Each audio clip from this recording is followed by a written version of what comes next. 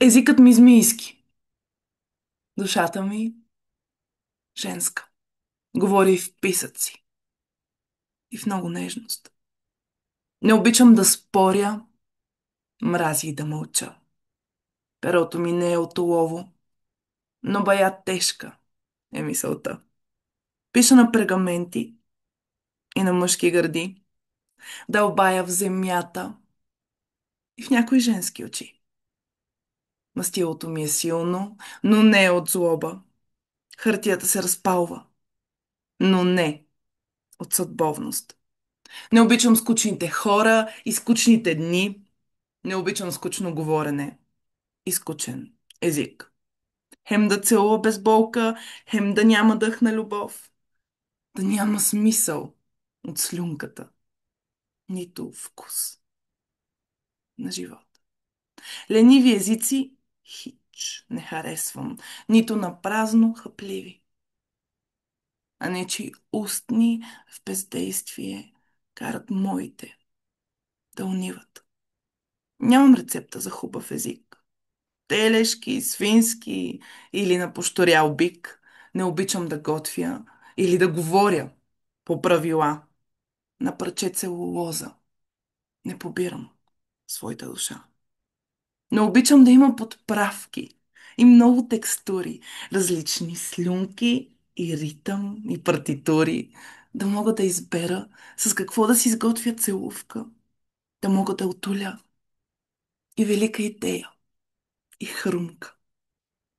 Обичам език, който подава и който много взима, да може да ме лекува, но да не ми се размине, да пари, да изгаря от лед, да е свободен или в куплет, да убива от раз с острота, да е както трова, така и хапче дъга. Нали аз съм такава, с такъв език се родих. Лека, бясна, бавна, вървя и в окопи, и в дим. Оставям след себе си тишина и рани. Мога да мразя до късно и да обичам твърде рано. Като змия да пълзя по езиците, като език да съм най-опасното. И като жена да мога да се напасвам, а като българка злото да изгасвам.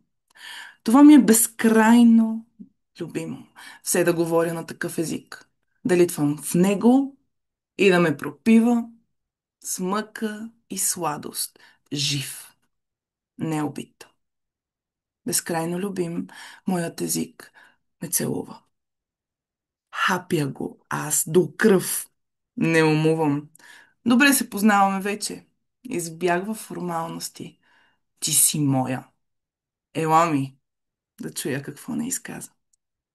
Аз съм твоя. Идвам и не спирам.